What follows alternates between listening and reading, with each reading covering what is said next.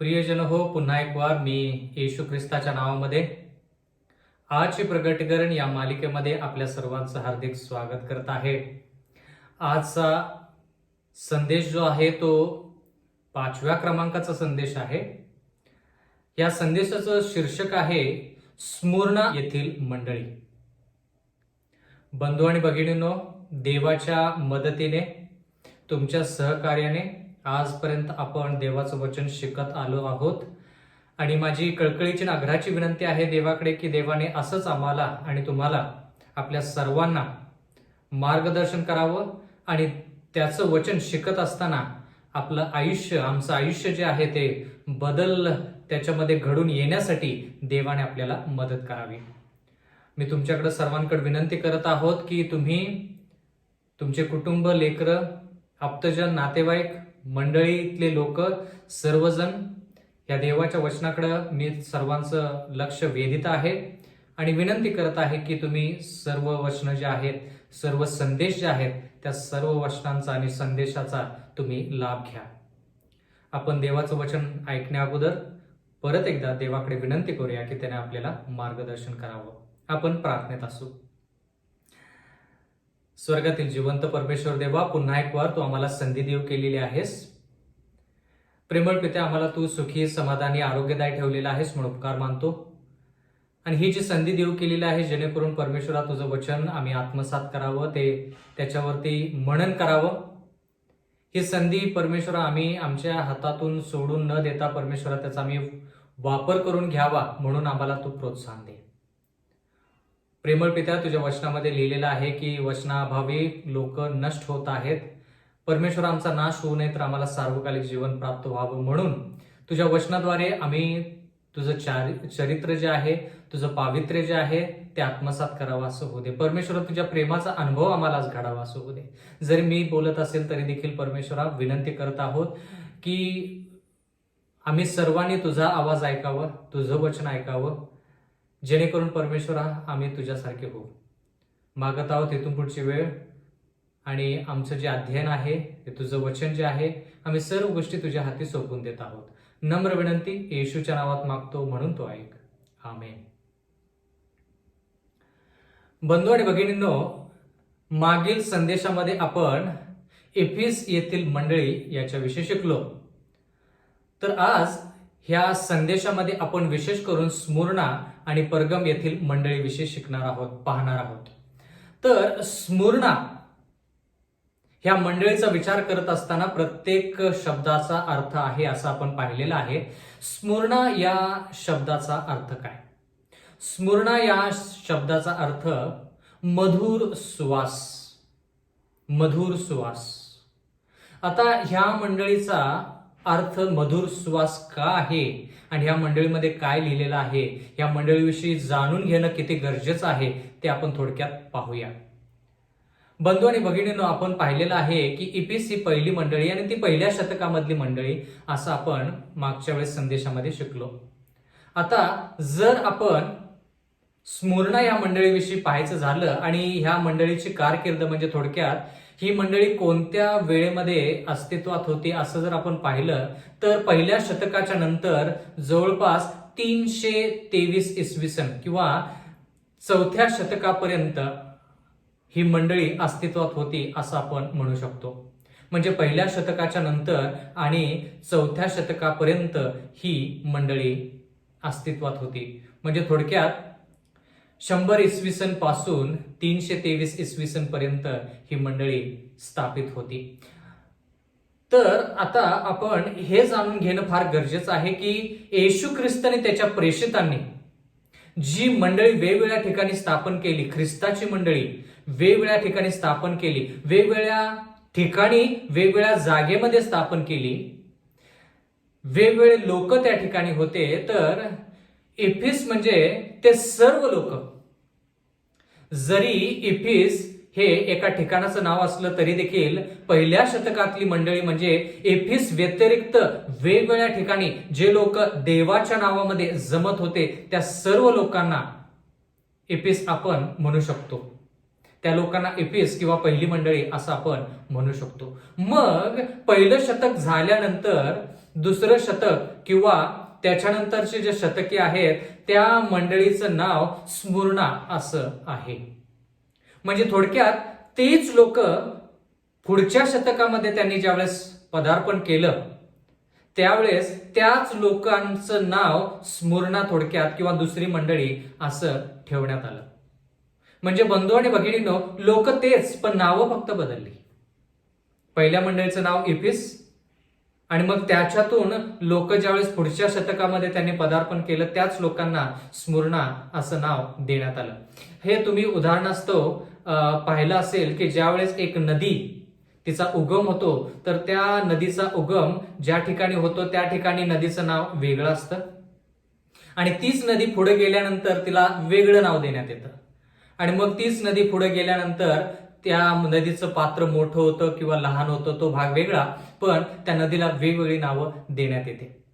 म्हणजे थोडक्यात काय, मंडळी तीच, देवाचेच लोक, पण वेगवेगळ्या काळानुसार वेगवेगळ्या वेळेनुसार त्यांचं नाव बदलण्यात आलेलं आहे.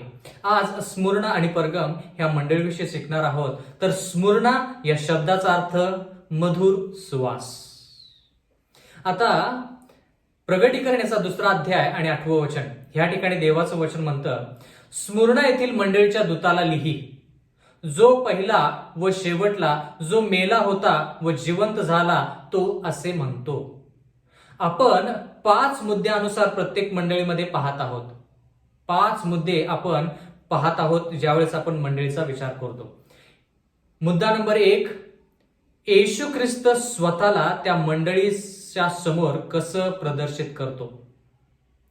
म्हणजे येशू ख्रिस्त त्या मंडळीला स्वतः कसं दाखवत आहे ते आपण या ठिकाणी पाहूया. मुद्दा नंबर 2, त्या मंडळीमधले चांगले गुण कोणते. मुद्दा नंबर 3, त्या मंडळीमधले दुर्गुण कोणते किंवा त्या मंडळीमध्ये कोणकोणत्या गोष्टी कमकुवत आहेत. मुद्दा नंबर 4, येशू ख्रिस्त त्या मंडळीला काय सल्ला देत आहे. आणि मुद्दा नंबर 5, येशू ख्रिस्त त्या मंडळीला अभिवचन काय देतो. या 5 मुद्द्याच्या अनुसार आपण प्रत्येक मंडळी शिकणार आहोत. एफिसची मंडळी आपण तसंच शिकलो, आता स्मुर्ना या मंडळीविषयी आपण शिकूया. तर येशू ख्रिस्त ह्या मंडळीच्या समोर स्वतःला कसं प्रगट करत आहे. स्मुर्ना येथील मंडळीच्या दूताला लिही, जो पहिला व शेवटला, म्हणजे कोण, येशू ख्रिस्त, जो मेला होता व जिवंत झाला, तो असे म्हणतो. मग आता ज्यावेळेस आपण असं वाचतो की जो मेला होता व जिवंत झाला हा येशू ख्रिस्त आहे, तर येशू ख्रिस्त ह्या मंडळीला अशा प्रकारे प्रगट का करत आहे, त्याच्यासाठी काही ना काहीतरी कारण आहे. एफिसच्या मंडळीविषयी शिकत असताना आपण असं म्हणालो की मंडळीच्या गरजेनुसार येशू ख्रिस्त त्या मंडळीला स्वतः प्रगट करत आहे. म्हणजे थोडक्यात मंडळीची काय गरज आहे ती पाहायचं आणि त्यानुसार येशू ख्रिस्त स्वतःला प्रगट करतो त्या मंडळीसाठी. आता स्मुर्ना ह्या मंडळीची काय गरज आहे. ज्यावेळेस येशू ख्रिस्त म्हणतो जो पहिला व शेवटला, जो मेला होता व जिवंत झाला, तो असे म्हणतो, म्हणजे ह्याचं कारण काय. येशू ख्रिस्त या मंडळीला अशा प्रकारे प्रदर्शित किंवा स्वतःला प्रगट का करत आहे. एफिसकरास पत्राचा 5वा अध्याय आणि 2रं वचन, आणि ख्रिस्ताने तुमच्यावर प्रीती केली आणि देवाला सुवास मिळावा म्हणून स्वतःला आपल्याकरिता अर्पण व यज्ञ म्हणून दिले, त्याप्रमाणे तुम्हीही प्रीतीने चाला. आता ह्या ठिकाणी देवाचं वचन म्हणतं की एफिसकरास पत्र, आता एफिसकरास पत्र जरी असलं, मंडळी जरी एफिसमध्ये जरी असली, तर ते देवाचे लोक आहेत. हा मुद्दा फार महत्वाचा. पण तेच लोक पुढच्या शतकामध्ये ज्यावेळेस गेले त्यावेळेस ते स्मुर्ना म्हणून त्यांना ओळखण्यात आलं. तर देवाचं वचन म्हणतं की ते सुवासिक का ठरलेले आहेत. म्हणजे पहिल्या शतकातून पुढच्या शतकामध्ये, पहिल्या शतकामध्ये एफिस या मंडळीचा अर्थ परवानगी आणि त्याच्यानंतर स्मुर्ना या मंडळीचा अर्थ किंवा स्मुर्ना या शब्दाचा अर्थ सुवास. तर ते सुवासिक का ठरत आहेत, का त्यांना सुवासिक म्हटलेलं आहे, त्याच्याविषयी आपण शिकूया. या ठिकाणी देवाचं वचन म्हणतं एफिसकरास पत्र 5वा अध्याय 2रं वचन, आणि ख्रिस्ताने तुमच्यावर प्रीती केली आणि देवाला सुवासिक मिळावा म्हणून स्वतःला आपल्याकरता अर्पण व यज्ञ म्हणून दिले. म्हणजे येशू ख्रिस्ताने जसं स्वतःचं बलिदान केलं आणि अर्पण आणि यज्ञ म्हणून लोकांच्या भल्यासाठी, लोकांच्या आध्यात्मिक जीवनासाठी, त्यांच्या तारणासाठी येशू ख्रिस्तानं जसं बलिदान दिलं तसंच बलिदान ह्या लोकांनी म्हणजे स्मुर्ना ह्या मंडळीनं दिलेलं आहे. म्हणून त्यांचं यज्ञ सुवासिक किंवा मधुर सुवास त्याच्यातून आलेला आहे.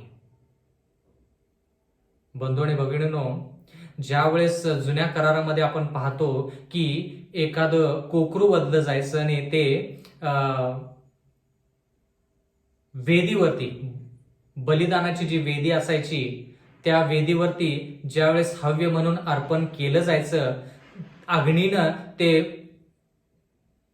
भस्म केलं जायचं, त्यावेळेस सुवास स्वर्गापर्यंत पोहोचायचा आणि देव तो सुवास, मधुर सुवास घेऊन त्या बलिदानाला स्वीकार करायचा. म्हणजे थोडक्यात जे यज्ञ, जे त्रास संकट ते कोकरू सहन करायचं आणि ते बलिदान जे त्या कोकराचं व्हायचं, त्याच्याद्वारे देव जो पिता आहे तो प्रसन्न व्हायचा. तो सुवास जो असायचा तो प्रसन्न करणारा असा होता. म्हणून बंधू आणि भगिनींनो, स्मुर्ना ही मंडळी त्रासातून जाते किंवा त्यांनी केलेल्या अर्पणामुळे, त्यांनी केलेल्या त्यागामुळे देवाचं वचन म्हणतं की ती मंडळी देवासाठी एक मधुर सुवास आहे. प्रगटीकरणाचा 2 अध्याय आणि 8वं वचन. स्मुर्ना येथील मंडळीच्या दूताला लिही, जो पहिला व शेवटला, जो मेला होता व जिवंत झाला, तो असे म्हणतो. आता पहिला व शेवटला, जो मेला होता व जिवंत झाला, याचा अर्थ काय? आता योहान याचा 11वा अध्याय आणि 25वं वचन आपण काय पाहत आहोत? जो मेला होता व जिवंत झाला, याचा अर्थ काय? योहान याचा 11वा अध्याय 25वं वचन. येशूने तिला म्हटले, पुनरुत्थान व जीवन मीच आहे. जो माझ्यावर विश्वास ठेवतो तो मेला असला तरी जगेल. बंधू आणि भगिनींनो, येशू ख्रिस्ताने ह्या भूतलावरती असताना खूप लोकांना जिवंत केलेलं आहे. एका श्रीमंत मनुष्याच्या मुलगीला त्यानं जिवंत केलेलं आहे. ती मृत स्थितीमध्ये होती, तिला जिवंत केलं. मग एका विधवेच्या मुलाला येशू ख्रिस्ताने जिवंत केलं. त्याच्यानंतर आपण असे पाहत आहोत की लाजार ज्यावेळेस मृत्युमुखी पडला त्यावेळेस येशू ख्रिस्ताने त्याला जिवंत केलं. आणि येशू ख्रिस्ताने त्या ठिकाणी असं सांगितलेलं आहे की पुनरुत्थान व जीवन मीच आहे. म्हणजे थोडक्यात मी जरी मरण पावलो तर माझ्यामध्ये इतकी ताकद आहे की मी माझा प्राण देऊ शकतो आणि परत तो प्राण दिलेला परत तो घेऊ शकतो. म्हणजे थोडक्यात येशू ख्रिस्त म्हणतो की मी मरण जरी पावलो तर माझ्यामध्ये परत जिवंत होण्याची ताकद आहे, म्हणून मी पुनरुत्थान आहे. आता बंधू आणि भगिनींनो, ह्या ठिकाणी येशू ख्रिस्त ह्या मंडळीच्या समोर स्वतःला कसं प्रकट करत आहे? जो मेला होता व जिवंत झाला. म्हणजे ह्या मंडळीमध्ये इतके त्रास संकट आहेत, ह्या मंडळीमध्ये इतके कष्ट आहेत, इतके क्लेश आहेत की येशू ख्रिस्त ह्या लोकांना म्हणत आहे की तुम्ही घाबरू नका, तुम्ही विश्वासाने पुढे वाटचाल करा. तुम्हाला मृत्यू जरी आला तरी काही हरकत नाही. मीच पुनरुत्थान आणि मीच जीवन आहे. म्हणजे थोडक्यात बंधू आणि भगिनींनो, ह्या ठिकाणी येशू ख्रिस्त या मंडळीला कसं प्रगट करत आहे? स्वतः त्या मंडळीसमोर कसं स्वतःला प्रगट करत आहे? पुनरुत्थान आणि जीवन. कारण की का ह्या मंडळीमध्ये इतके छळ होत आहेत, ह्या मंडळीवरती इतकं अरिष्ट येत आहे की लोक घाबरत आहेत की आम्ही मृत्युमुखी पडलो तर काय होईल. आणि म्हणून येशू ख्रिस्त त्यांना एक अभिवचन देत आहे, म्हणत आहे की तुम्ही मृत्युमुखी जरी पडला तरी काही हरकत नाही, तुम्ही शेवटपर्यंत विश्वासू राहा.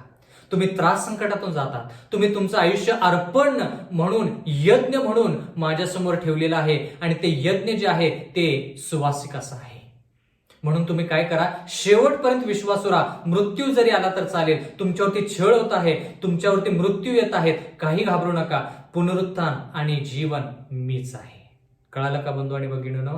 म्हणजे जशी मंडळीची गरज आहे त्या अनुसार येशू ख्रिस्त स्वतःला त्या मंडळीच्या समोर प्रगट करत आहे. कारण की ह्या मंडळीमध्ये त्रास, संकट आणि छळ खूप होत आहे. या मंडळीचा छळ खूप होत आहे असं आपण या ठिकाणी म्हणू शकतो. प्रकटीकरणाचा 2 अध्याय आणि 9 वचन. तुझी कृत्य, तुझे क्लेश आणि तुझे दारिद्र्य मला ठाऊक आहे, तरी तू धनवान आहेस. आता ह्या ठिकाणी बंधू आणि भगिनींनो, आपण असं पाहत आहोत की येशू ख्रिस्त ह्या मंडळीविषयी किंवा एफेस मंडळीविषयी साक्ष देत आहे. प्रत्येक मंडळीची साक्ष येशू ख्रिस्त देत आहे. का येशू ख्रिस्त साक्ष देत आहे? कारण तो 7 समयांमधून 7 मंडळांमधून फिरत आहे, चालत आहे. त्याला त्या मंडळांमध्ये भेटी गाठी द्यायच्या, त्या मंडळांमध्ये काय चाललेलं आहे त्याच्याविषयी त्याच्या अंतःकरणामध्ये आतुरता आहे. मी आशा करत आहे की तुम्हाला ह्या सर्व गोष्टी समजत आहेत. बंधू आणि भगिनींनो, प्रार्थनापूर्वक आपण देवाचं वचन शिकूया, पवित्र आत्म्याला आपल्यामध्ये आणूया, जेणेकरून गहन आणि गूढ गोष्टी समजण्यासाठी तो आपल्याला सहाय्य मदत करेल. आता ह्या ठिकाणी लिहिलेलं आहे, तुझे कृत्य, तुझे क्लेश व तुझे दारिद्र्य मला ठाऊक आहे. आता ह्या ठिकाणी लिहिलेलं आहे तुझे क्लेश, म्हणजे जो छळ तुझा होत आहे, स्मुरणा ह्या मंडळीमध्ये जो छळ होत आहे त्याच्याविषयी देवाला माहिती आहे. आता छळ म्हटल्यानंतर, क्लेश म्हटल्यानंतर आपल्याला कोणत्या गोष्टीविषयी पाहायला मिळतं? किंवा त्रास, संकट, अरिष्ट, हे जे शब्द आहेत हे सर्व शब्द जवळपास एकच गोष्ट आपल्याला सांगतात. रोमकरास पत्राचा 5वा अध्याय 3 वचन. आपण क्लेश किंवा त्रास, संकट याच्याविषयी थोडं पाहूया. रोमकरास पत्राचा 5वा अध्याय आणि 3 वचन. इतकेच नाही तर संकटांचाही अभिमान बाळगतो, कारण आपल्याला ठाऊक आहे की संकटाने धीर. रोमकरास पत्र याचा 5वा अध्याय 4 वचन. धीराने शील व शिलाने आशा निर्माण होते. म्हणजे बंधू आणि भगिनींनो, स्मुरणा या मंडळीमध्ये त्रास, संकट का आहे? छळ का आहे? जर तुम्ही ह्या मंडळीचा विचार केला तर ह्या मंडळीमध्ये त्रास, संकट आहे, छळ आहे. यज्ञ, अर्पण जसं वेदीवरती ठेवलं जातं, अर्पण म्हणजे ते कोकरूज वधायच्या अगोदर किंवा वधल्यानंतर किंवा वधताना त्याला जसा त्रास होतो तसा या मंडळीला त्रास होत आहे. आणि देवाचं वचन म्हणतं की हे संकट कशासाठी? आणि पाऊल काय म्हणतो? हे संकट काय करतात? अभिमान देतात. म्हणजे अभिमान बाळगण्यासारखे हे त्रास, संकट आहेत.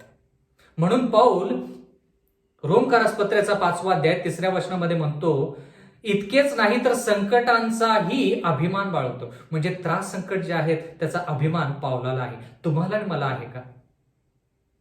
त्रास, संकट आपल्या आयुष्यामध्ये आले तर आपल्याला बरं वाटतं का? आपल्याला त्याचा सुखद अनुभव येतो का? का आपल्याला त्रास, संकट आयुष्यामध्ये नको आहेत? येशू ख्रिस्ताच्या वचनामध्ये असं लिहिलंय की पाऊल म्हणतो की त्रास, संकट त्याच्यासाठी लाभदायक ठरत आहेत आणि त्याचा तो अभिमान बाळगतो. का? कारण की संकटाने धीर निर्माण होतो. असं पाऊल रोमकरास पत्राच्या 5व्या अध्यायामध्ये आणि 3 वचनामध्ये म्हणतो. आपल्याला ठाऊक आहे की संकटाने धीर, म्हणजे पहिलं संकट आणि मग धीर. जर एका व्यक्तीला धीर पाहिजे असेल तर येशू ख्रिस्त त्याला त्रास, संकटातून घालवतो किंवा पाठवतो. बंधू आणि भगिनींनो, जर तुमच्या आयुष्यामध्ये, ख्रिस्ती आयुष्यामध्ये त्रास, संकट असतील तर ते त्रास, संकट तुम्हाला धीर दिल्याशिवाय कदापि राहणार नाहीत, असं देवाचं वचन आज तुम्हाला आणि मला अभिवचन देत आहे. मग मला सांगा, त्रास, संकट गरजेचे आहेत की नाहीत? नक्कीच आहेत.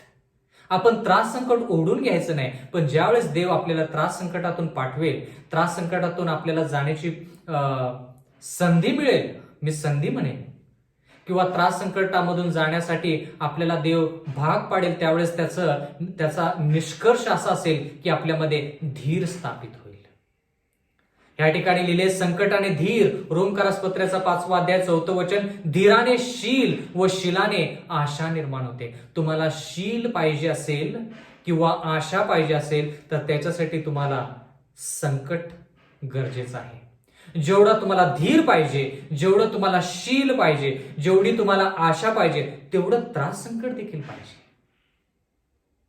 खूप लोकांना आशा पाहिजे असते, खूप लोकांना धीर पाहिजे असतो, पण त्यांना त्रास संकट नको आहे. पण देवाचं वचन म्हणतं की जर तुम्हाला आणि मला धीर, आशा, शील पाहिजे तर त्रास संकटाशिवाय दुसरा पर्याय नाही. रोमकारास पत्र्याचा 5वा अध्याय 5वं वचन, आणि आशा लाजवत नाही. म्हणजे त्रास संकट आले की तुम्हाला धीर येईल, धीर त्याच्यानंतर शील, आणि शील नंतर आशा. ती आशा तुम्हाला निराश करणार नाही, लाजवणार नाही. तर काय करेल? कारण आपल्याला दिलेल्या पवित्र आत्म्याद्वारे आपल्या अंतःकरणात देवाची प्रीतीचा वर्षाव झाला आहे. म्हणजे आशा आपल्याला प्रीती देते. म्हणजे त्रास संकट, धीर, आशा या सर्व गोष्टींचा शेवट प्रेमामध्ये होतो. बंधू आणि भगिनींनो, प्रेमामध्ये होतो. पण देवाचं वचन म्हणतं आत्म्याच्या द्वारे आपल्याला अंतःकरणात देवाची प्रीतीचा वर्षा होतो. जेवढे तुम्ही तुमच्या आयुष्यामध्ये त्रास संकट ख्रिस्ती आयुष्यामध्ये सहन कराल तेवढं प्रेम देवासाठी तुमच्यामध्ये वाढेल आणि एकामेकांवरती आपण स्वतःसारखं प्रेम करू. दुसरा पर्याय असेल तर कृपा करून सांगा.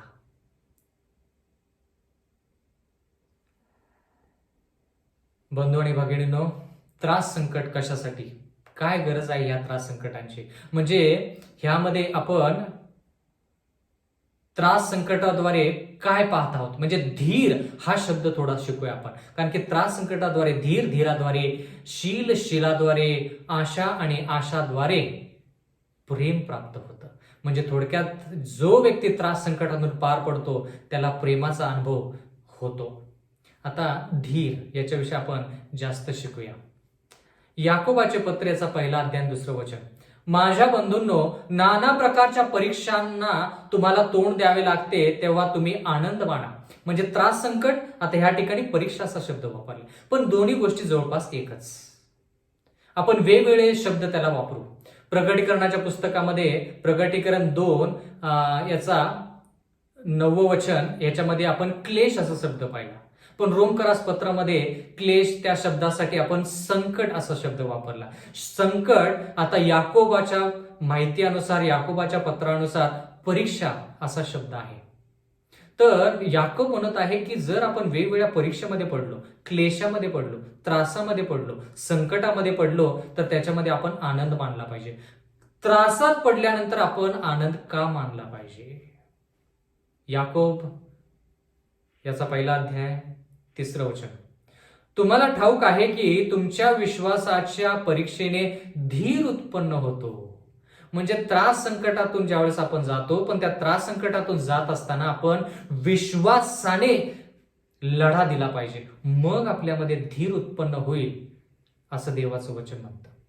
आता धीर उत्पन्न होईल म्हणजे थोडक्यात आपण सर्व आपलं आयुष्य देवावरती अवलंबून ठेवून ती परीक्षा जी आहे ती परीक्षा एकदम आनंदित किंवा सहनशीलतेने पार पाडू, अशा प्रकारचा धीर देव आपल्याला देऊ इच्छितो. आणि तो धीर देण्यासाठी त्रास संकट गरजेचे आहेत. बंधू आणि भगिनींनो, जर प्रगटीकरणाचा 2 अध्याय 9वं वचन परत जाऊया त्याच्याकडे. आपण तुझे क्लेश हा शब्द शिकलेला आहोत. तुझे कृत्य, तुझे क्लेश हे शब्द आपण शिकलेला आहोत. व तुझे दारिद्र्य मला ठाऊक आहे. दारिद्र्य म्हणजे थोडक्यात ही जी मंडळी आहे ही आर्थिकदृष्ट्या गरीब आहे. म्हणजे ह्या मंडळीकडं जगिक गोष्टी जे बाकीच्या लोकांकडे आहेत त्या लोकांच्या सारख्या गोष्टी किंवा वस्तू ह्या लोकांकडे नाहीत. म्हणजे खऱ्या अर्थानं ह्यांच्याकडे श्रीमंती नाही. कोणत्या प्रकारची श्रीमंती? जगिक श्रीमंती. म्हणून ते दरिद्री आहेत असं देवाचं वचन म्हणतं. तरी तू धनवान आहेस. प्रगटीकरण 2:9 मध्ये लिहिलेलं आहे की स्मुर्ना मंडळी जरी दरिद्री असली तरी ती धनवान आहे. म्हणजे काय? एका बाजूला ती दरिद्री आहे, दुसऱ्या बाजूला धनवान आहे. धनवान कोणत्या बाबतीत? कोणत्या बाबतीत धनवान? जर आपण मंडळीचा विचार केला किंवा आध्यात्मिक गोष्टींचा विचार केला, जर ख्रिस्ती आयुष्याचा विचार केला, तर ख्रिस्ती माणूस खऱ्या अर्थाने धनवान कधी होतो? श्रीमंत ख्रिस्ती माणूस कधी होतो? ख्रिस्ती माणसाची श्रीमंती कशामध्ये मोजली जाते? पहिले पेत्रेचा पहिला अध्याय आणि 7वं वचन. पहिले पेत्रेचा पहिला अध्याय आणि 7वं वचन.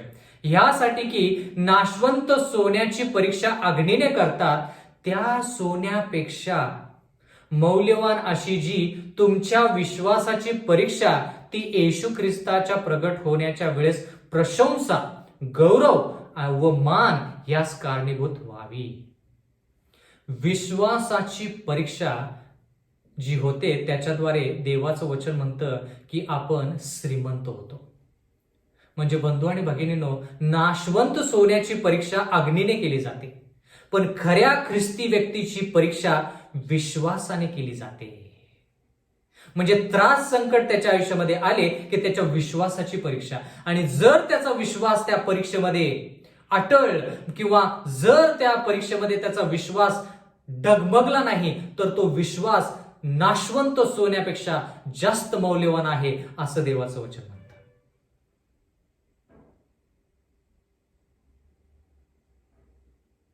अशा प्रकारची श्रीमंती तुमच्याकडे माझ्याकडे आहे का? का आपण देखील जगिक लोकांसारखं जगिक गोष्टींच्या पाठीमागं धावपळ करत आहोत आणि त्या गोष्टी आत्मसात करण्याचा प्रयत्न करत आहोत? जेवढं आपण त्याच्या पाठीमागं लागू तेवढी ती गोष्ट आपल्यापासून दूर जात आहे. पण देवाचं वचन म्हणतं की त्रास संकट आले की विश्वासाशिवाय पर्याय नाही. आणि ज्यावेळेस विश्वास आपला खंबीर होतो, त्रास संकटामध्ये विश्वास खंबीर होतो. त्रास संकटामध्ये आपल्याला कळतं बंधू आणि भगिनींनो की खरंच आपण ख्रिस्तामध्ये विश्वासू आहे की नाही. त्रास संकट नसेल तर कोणीही देवाचं कार्य करेल. त्रास संकट नसेल तर कोणीही देवाची वाहवा करेल. पण त्रास संकट आल्यानंतर येशू ख्रिस्ताला सोडून आपण दुसरीकडे जातो का? त्या विश्वासाची ज्यावेळेस परीक्षा होते त्यावेळेस तो विश्वास नाशवंत सोन्यापेक्षा आपल्यासाठी फार मौल्यवान आहे, असं देवाचं वचन म्हणतं. आणि जो व्यक्ती त्या परिस्थितीतून जातो, जो व्यक्ती त्याच्या विश्वासाची परीक्षा होते, त्यालाच ती गोष्ट कळते. त्यालाच माहिती की विश्वास किती मौल्यवान आहे. ज्याला त्रास संकट नाही त्याला नाही कळणार. प्रगटीकरणाचा 2रा अध्याय 9वं वचन. तुझी कृत्ये, तुझे क्लेश व तुझे दारिद्र्य मला ठाऊक आहे, तरी तू धनवान आहेस. आणि तू यहुदी नसतानाही स्वतःला यहुदी म्हणवतात, पण केवळ सैतानाची सभा आहेत. असे लोक जी निंदा करतात ते मला ठाऊक आहेत. आता ह्या ठिकाणी लिहिलेलं आहे की तू धनवान आहेस. म्हणजे आपण थोडक्यात पाहिलं की धनवान म्हणजे ज्याच्याकडं त्रास संकटाद्वारे ज्याची परीक्षा झालेली आहे, ज्याच्या विश्वासाची परीक्षा झालेली आहे, त्या व्यक्तीला धनवान असं म्हटलेलं आहे. पण आता विश्वास कसा बाळगला पाहिजे? जबरदस्तीने? गलतीकरास पत्र याचा 5वा अध्याय 6वं वचन. गलतीकरास पत्र याचा 5वा अध्याय 6वं वचन. ख्रिस्त येशूमध्ये असलेल्यांची सुनता होण्यात किंवा न होण्यात काही सामर्थ्य आहे असे नाही, तर प्रीतीच्या द्वारे कार्य करणारा जो विश्वास त्याच्यात सामर्थ्य आहे. प्रीतीच्या द्वारे कार्य करणारा जो विश्वास त्याच्यात सामर्थ्य आहे. म्हणजे विश्वास जर तुम्हाला बाळगायचा असेल, विश्वास जर तुम्हाला खंबीर करायचा असेल, त्रास संकटामध्ये तुमच्या विश्वासाची जर परीक्षा होत असेल, बंधू आणि भगिनींनो, देवाचं वचन म्हणतं की ते विश्वास जर तुम्हाला बाळगायचा, त्याची परीक्षा जर करून घ्यायची, तर प्रेमाने, प्रीतीच्या द्वारे कार्य करणारा जो विश्वास, प्रीतीच्या द्वारे तुम्ही विश्वास आत्मसात केला पाहिजे. म्हणजे विश्वास जो आहे, विश्वासाद्वारे जर लढाई जिंकायची तर प्रेमाने तो विश्वास बाळगायचा. जर तुम्ही एखाद्या व्यक्तीला सांगितलं की त्रास संकटातून तू चाललेला आहेस, विश्वास धर म्हणजे काय? त्याला म्हणायचं देवाच्या प्रेमामध्ये राहा, मग तुझा विश्वास बळकटीला लागेल. नाहीतर लोक विश्वास बाळगला पाहिजे, विश्वास बाळगला पाहिजे म्हणून त्यांना आणखी जास्त त्रास होईल. पण प्रेमाने, प्रीतीने, प्रीतीद्वारे तो विश्वास आपण बाळगला पाहिजे. म्हणजे प्रीतीद्वारे तो विश्वास आपण पडताळून पाहिला पाहिजे. म्हणजे प्रीतीद्वारे, प्रेमाद्वारे तो विश्वास आपण तो विश्वास जो आहे तो फार महत्वाचा शब्द मला ह्या ठिकाणी तुम्हाला सांगायचा आहे, आणि तो म्हणजे जर विश्वास तुम्हाला कार्यरत करायचा असेल तर त्या विश्वासाला प्रेमाची किंवा प्रीतीची गरज आहे. प्रीतीची जोड त्या विश्वासाला नक्कीच असली पाहिजे. मग तो विश्वास खऱ्या अर्थाने कार्यरत होईल आणि ज्या गोष्टी तुम्ही विश्वासाने मागत आहात त्या गोष्टी तुम्हाला देवाच्या इच्छानुसार नक्कीच पुरवेल. प्रगटीकरणाचा 2 अध्याय 9 वचन, तुझी कृत्य, तुझे क्लेश, तुझे दारिद्र्य मला ठाऊक आहे, तरी तू धनवान आहेस. आणि जे यहुदी नसतानाही स्वतःला यहुदी म्हणवतात पण केवळ सैतानाची सभा आहेत असे लोक जी निंदा करतात ती मला ठाऊक आहेत. आता ह्याच्यातून कोणता भाग शिकायचा आहे? यहुदी नसतानाही स्वतःला यहुदी म्हणतात पण केवळ सैतानाची सभा आहेत. आता यहुदी नसताना स्वतःला यहुदी म्हणणे म्हणजे काय, पण केवळ सैतानाची सभा आहे म्हणजे काय? आता रोमकरास पत्रेचा 2 अध्याय आणि 29 वचन वाचूया. म्हणजे हे वाक्य जे आपण पाहत आहोत, यहुदी नसतानाही स्वतःला यहुदी म्हणणे, याचा अर्थ काय हे आपण त्या ठिकाणी पाहूया. रोमकरास पत्रेचा 2 अध्याय आणि 29 वचन, परंतु जो अंतरी यहुदी तो यहुदी होय, आणि लेखाप्रमाणे व्हायची ती सुनता नव्हे, तर आध्यात्मिक दृष्ट्या जी अंतकरणाची व्हायची ती सुनता होय. अशाची प्रशंसा माणसांकडून नव्हे तर देवाकडून होते. देवाचं वचन म्हणतं की यहुदी कसा असला पाहिजे? यहुदी बाहेरील रूपानुसार नाही, सुनता, शारीरिक सुनत्यानुसार नाही, तर अंतकरणाची सुनता ज्याची झालेली आहे त्याला खऱ्या अर्थानं यहुदी म्हणतात. आणि देवाचं वचन म्हणतं की त्याची प्रशंसा माणसांकडून नाही तर देवाकडून होते. म्हणजे ज्याच्या अंतकरणाची सुनता झालेली, ज्याचं परिवर्तन झालेले, ज्या व्यक्तीने अंतकरणामध्ये येशू ख्रिस्त आणलेला आहे तो खऱ्या अर्थानं यहुदी. म्हणजे थोडक्यात, परंतु जो अंतरी यहुदी तो यहुदी होय. म्हणजे देवाचं वचन म्हणतं की स्मुर्ना ह्या मंडळीमध्ये काही लोक असे आहेत जे बाहेरील रूप त्यांचं स्मुर्ना या मंडळीतील सदस्य म्हणून आहे, ख्रिस्ताचे लेकरं म्हणून आहेत, पण खऱ्या अर्थाने ते ख्रिस्ताचे लेकरं नाहीत, कारण की त्यांच्या अंतकरणाची सुनता झालेली नाही. त्यांचं अंतकरण परिवर्तित किंवा त्या अंतकरणाचं परिवर्तन झालेलं नाही. म्हणून ते यहुदी स्वतःला म्हणतात पण ते यहुदी नाहीत, पण सैतानाची सभा. बंधू आणि भगिनींनो, कळालं का? सभेमध्ये सभा, मंडळीमध्ये मंडळी. म्हणजे थोडक्यात, जर आपण खऱ्या अर्थाने ख्रिस्ती नाही, जर आपण आपल्या अंतकरणाची सुनता केलेली नाही, जर खऱ्या अर्थानं आपलं अंतकरण बदललेलं नाही, तर आपण सैतानाच्या सभेमध्ये आहोत. मग ते कोणत्याही मंडळीमध्ये असू दे आपण. आता ह्याचा अर्थ काय? गलतीकारास पत्रेचा 3 अध्याय आणि 29 वचन. गलतीकारास पत्रेचा 3 अध्याय आणि 29 वचन. आणि तुम्ही जर ख्रिस्ताचे आहात तर अब्रामाचे संतान आणि अभिवचनानुसार वारस आहात. म्हणजे थोडक्यात आपण अब्रामाचे जे वंशज आहे ते ठीक आहे, पण अंतकरण अंतकरण अंतकरण मन आपलं शुद्ध पाहिजे. अंतकरण आपल्याला आपण देवाला दिलेलं असलं पाहिजे. मग खऱ्या अर्थाने आपण यहुदी, मग आपल्याला खऱ्या अर्थाने देवाची प्रशंसा पाहायला मिळेल किंवा देव आपली प्रशंसा करेल आणि आपलं गौरव करेल. आता ह्या ठिकाणी लिहिलेलं आहे प्रकटीकरण 2:9 मध्ये, जे यहुदी नसतानाही स्वतःला यहुदी म्हणवतात पण केवळ सैतानाची सभा आहेत. आता सैतानाची सभा म्हणजे काय आपण थोडक्यात शिकूया. प्रकटीकरणाचा 12 अध्याय 9 वचन. सैतान हा शब्द आपण कुठे वाचलेला आहे? प्रकटीकरणाचा 12 अध्याय आणि 9 वचन. मग तो मोठा अजगर खाली टाकण्यात आला, म्हणजे सर्व जगाला ठकवणारा, जो दियाबल व सैतान म्हटलेला.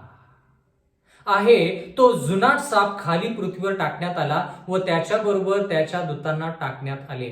आता ह्या ठिकाणी लिहिलेलं आहे, सैतानाला वेगवेगळे नावं दिलेले आहेत.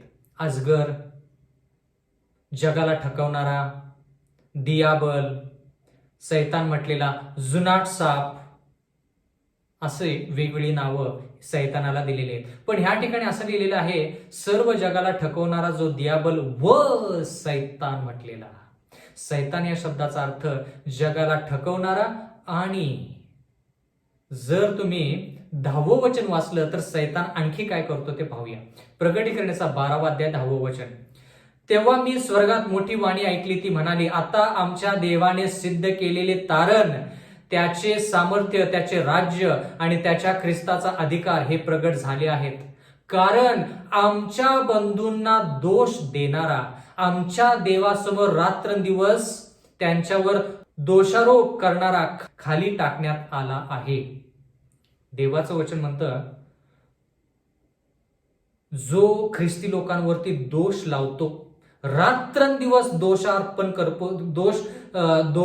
करतो, रात्रंदिवस दोषारोप करतो, त्याला खाली टाकण्यात आलंय. म्हणजे सैतानाला खाली टाकण्यात आलेलं आहे. आणि सैतान काय करतो? आमच्या बंधूंना दोष लावतो, रात्रंदिवस दोष लावतो. म्हणजे जरा लक्ष द्या, स्मुर्ना मंडळीमध्ये काही लोक स्वतःला यहुदी असे म्हणतात, पण ते यहुदी नाहीत. का? त्यांचा अंतःकरणाची सुंता झालेली नाही आणि ते त्यांच्याच मंडळीतल्या लोकांवरती दोषारोप करतात, म्हणून ते सैतानाच्या सभेमध्ये आहेत. कारण की जो व्यक्ती सैतानाचे गुणधर्म आत्मसात करतो, सैतानाचे गुण त्याच्यामध्ये आहेत, तो दोषारोप करतो, म्हणजे स्वतःच्याच मंडळीमधले लोकांवरती दोष लावतो, त्या व्यक्तीला सैतानाच्या सभेमधला सभासद असं म्हटलं जातं. माझी अशी आशा आहे की हे वचन तुम्हाला सखोल समजत आहेत. प्रकटीकरणाचा 2रा अध्याय 10वं वचन. कोणत्या मंडळीविषयी शिकत आहोत? स्मुर्ना या मंडळीविषयी शिकत आहोत. प्रकटीकरणाचा 2रा अध्याय आणि 10वं वचन. तुला जे काही सोसावे लागणार आहे त्याचे भय धरू नको. आता बंधू आणि भगिनींनो, 5 मुद्दे परत.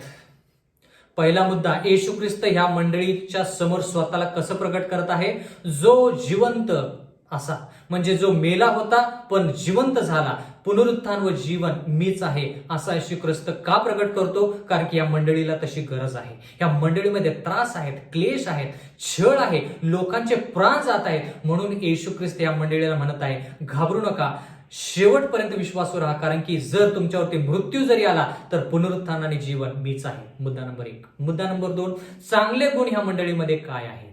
चांगले गुण या मंडळीमध्ये काय आहेत? बंधू आणि भगिनी, जर का चांगल्या गोष्टींविषयी पाहायचं तर ह्या ठिकाणी लिहिलेलं आहे, तुझी कृत्य, तुझे क्लेश, तुझे दारिद्र्य मला ठाऊक आहे, तरी तू धनवान आहेस. म्हणजे ह्या मंडळीमध्ये विश्वास आहे.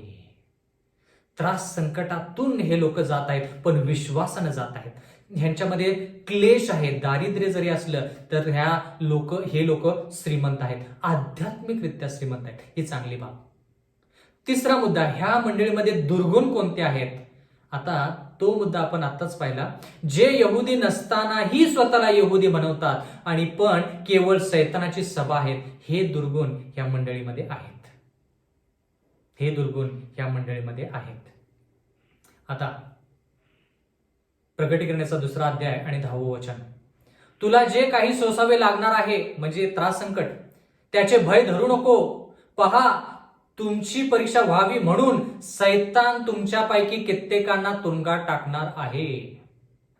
बंधू आणि भगिनींनो, ह्याच्यामध्ये आपण असं पाहत आहोत की ह्या लोकांची परीक्षा व्हावी म्हणून सैतान त्यांच्यापैकी कित्येकांना तुरुंगात टाकणार आहे. म्हणजे थोडक्यात सैतान तर शब्दशः अक्षरशः येऊन त्यांना तुरुंगात टाकणार नाही, तर त्यांचेच लोक त्यांना तुरुंगात टाकतील. म्हणून स्मुर्ना मंडळीमध्ये त्रास संकट बाहेरून जरी असला तर जास्त त्रास ह्या स्मुर्ना मंडळीला आतून आहे.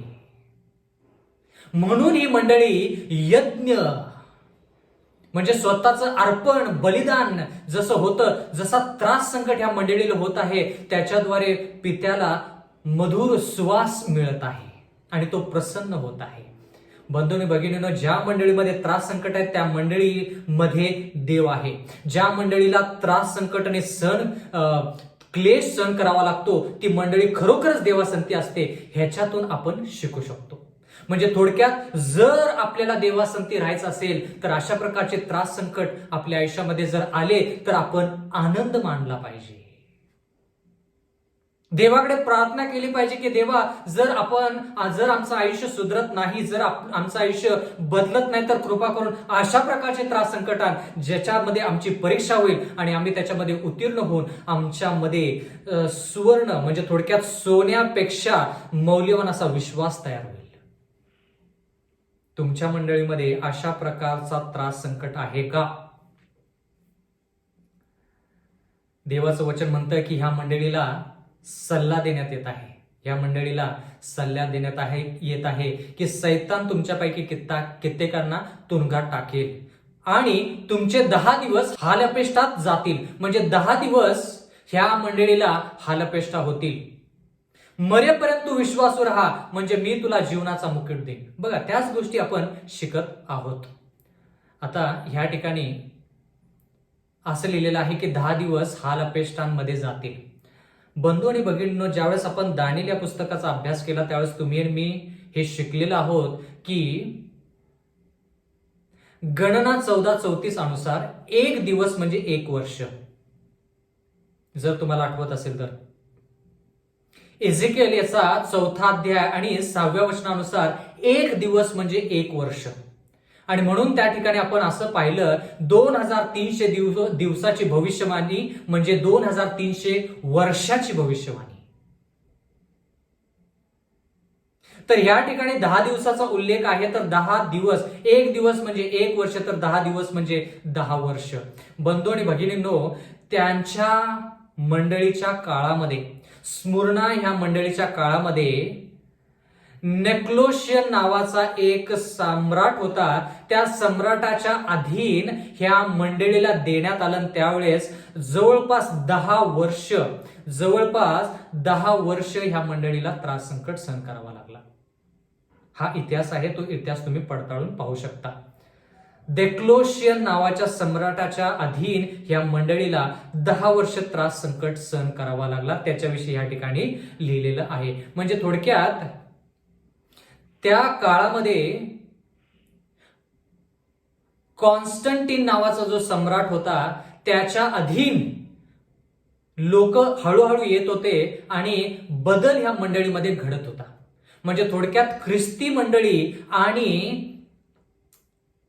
मूर्तीपूजक रोम जो आहे तो एकत्रित होत असताना या मंडळीला खूप त्रास झाला. म्हणून देवाचं वचन म्हणतं की हे लोक त्रास संकटातून जातील, तुरुंगात त्यांना टाकलं जाईल.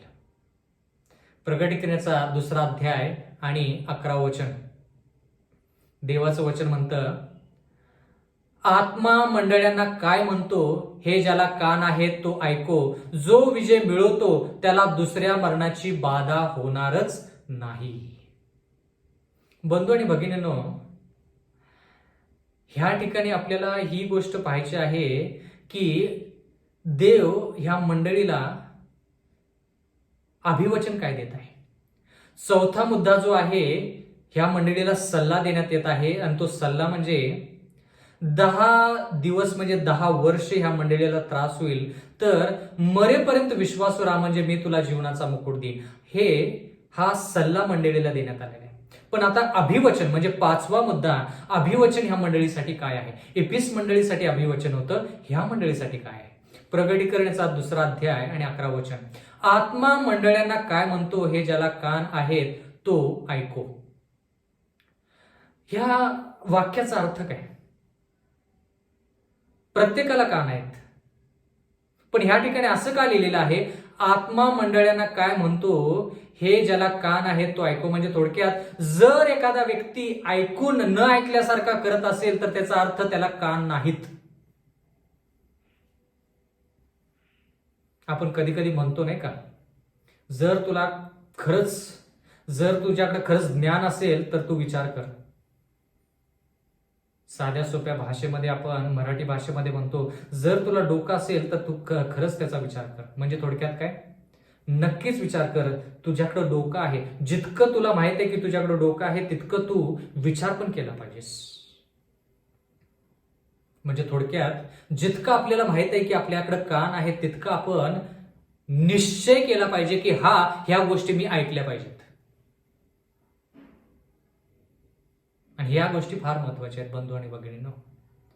कारण की स्मरणा ही मंडळी जी आहे ही इतक्या त्रास संकटातून गेलेली आहे. उदाहरणार्थ आपण योबाचं उदाहरण जर घेतलं तर योबाला त्रास संकट झाले, त्याच्यावरती क्लेश आलं आणि त्याची साक्ष जशी देवाने दिली तशी स्मरणा या मंडळीची साक्ष येशू ख्रिस्त देत आहे. आणि त्या ठिकाणी योबाचं उदाहरण आपण ज्यावेळेस पाहिलं किंवा आपण ज्यावेळेस पाहतो त्यावेळेस आपल्याला त्या ठिकाणी कळतं की योबाला माहित नव्हतं की सैतानानं जाऊन देवाकडे परवानगी घेतलेली आहे. मला ह्या गोष्टी जोडून पाहायला खूप आवडतात. सैतानानं देवाकडे जाऊन परवानगी घेतली, म्हणजे इफिस परवानगी घेतली की मला योबाला त्रास संकटामध्ये टाकायचं, पण देवाने परवानगी दिली. जशी इपिस मंडळीला परवानगी दिली, इपिस म्हणजे परवानगी, तसं देवाने परवानगी दिली. आणि मग योबाच्या आयुष्यामध्ये त्रास संकट आणि क्लेश आणि तो सर्वस्व त्याचं सर्व गोष्टी ज्या आहेत त्या हरवून बसला, पण विश्वास हरवून बसला नाही. जर योबाकडे पहिल्यापासून शेवटपर्यंत जर एखादी गोष्ट कायम टिकून राहिली तर तो म्हणजे विश्वास. सर्व सोनं नाणं सर्व गोष्टी जरी निघून गेल्या तरी तो विश्वासाद्वारे श्रीमंत होता. म्हणून बंधू आणि भगिनींनो, इफिस म्हणजे थोडक्यात येशू ख्रिस्ताकडे जाऊन सैतानानं परवानगी घेतली आणि त्याच्यानंतर योब जो देवाचा सेवक होता त्याच्यावरती स्मरणा म्हणजे त्रास संकट आणि क्लेश आले आणि त्याच्याद्वारे तो विश्वासाद्वारे त्याने लढाई केली आणि स्वतःला अर्पण आणि यज्ञ म्हणून देवासमोर ठेवलं. आणि ते जे स्वासिक आहे, ते जे मधुर श्वास आहे तो स्वर्गापर्यंत पोहोचला. आणि देवाने त्याच्या परीक्षेमध्ये त्याला पार पडल्यानंतर त्याच्या परीक्षेचा त्याचा स्वीकार केला. म्हणजे थोडक्यात त्याला निर्दोष असं ठरवलं, म्हणजे थोडक्यात त्याची प्रशंसा केली. बंधू आणि भगिनींनो, महत्वाची गोष्ट आपण शिकत आहोत. याच्यामध्ये आपण पूर्णपणे देवासंती असलं पाहिजे. आता ह्या ठिकाणी आपण असं पाहत आहोत की जे लोक त्रास संकटातून जात आहेत त्या लोकांना देव ह्या ठिकाणी अभिवचन देत आहे. आता हे फक्त स्मरणा मंडळीसाठी नाही, ही जी बाब आहे किंवा ही जी गोष्ट आहे किंवा हे जे शिक्षण आहे हे शिक्षण आपल्यासाठी देखील तितकंच महत्वाचं. जर तुम्ही पूर्ण जगामध्ये पाहिलं तर आज आपल्या मंडळीमध्ये खूप त्रास संकटामधून लोक जात आहेत. मग विशेष करून आजार पण त्यांच्यामध्ये खूप आहे. देव असे करू शकला असता की आजार पण न आणता लोकांना जर निद्रेमध्ये येशू ख्रिस्तामध्ये झोपी घालायचं, तर त्रास संकट म्हणजे आजार पण न देता त्यांना त्रास संकटामध्ये किंवा थोडक्यात निद्रेमध्ये देव पाठवू शकला असता. पण त्रास संकटाद्वारे मग काही लोकांच्या नोकऱ्या गेलेल्या आहेत या महामारीमुळे. काही लोकांची आर्थिक परिस्थिती फार ढासळलेली आहे, म्हणजे थोडक्यात ते दरिद्री झालेले आहेत, थोडक्यात स्मरणा मंडळीमध्ये जशी आहेत तशी. पण येशू ख्रिस्तानं जसं स्मरणा मंडळीविषयी सांगितलं तसं आपल्याही मंडळीविषयी सांगितलं पाहिजे की तू दरिद्री जरी असलास तर तू धनवान आहेस, असं आपल्याविषयी देव साक्ष देऊ शकतो का? साक्ष नक्कीच देईल देव. बंधू आणि भगिनींनो, देव नक्कीच साक्ष देईल, पण ती साक्ष देण्यासाठी देवानं ती साक्ष द्यायची तर आपल्यामध्ये सोन्यापेक्षा, नाशवंत सोन्यापेक्षा मौल्यवान असा विश्वास पाहिजे. आणि तो मौल्यवान विश्वास जोपर्यंत आपण त्रास संकट क्लेश ह्याच्यामधून जात नाही तोपर्यंत आपल्याला धीर मिळत नाही, शीला मिळत नाही, आशा मिळत नाही, प्रेम मिळत नाही आणि विश्वास मिळत नाही.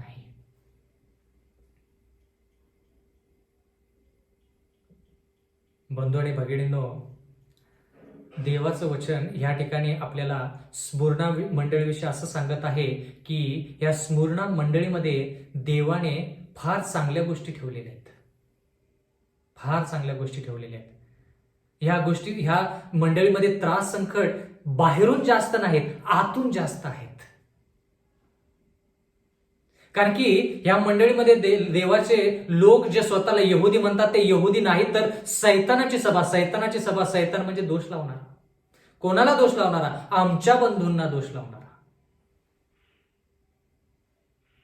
पण बाकीचे लोक काय आहेत? बाकीचे लोक ह्या लोकांना जे दोष लावतात त्यांना जवळ करत आहेत, प्रेम दाखवत आहेत आणि त्रास संकट जरी झाला तरी देवाला सोडून गेलेले नाही, देवासंती आहेत. तशा प्रकारचं प्रेम, त्या प्रकारचं बंधुप्रेम तुमच्यामध्ये माझ्यामध्ये पाहिजे.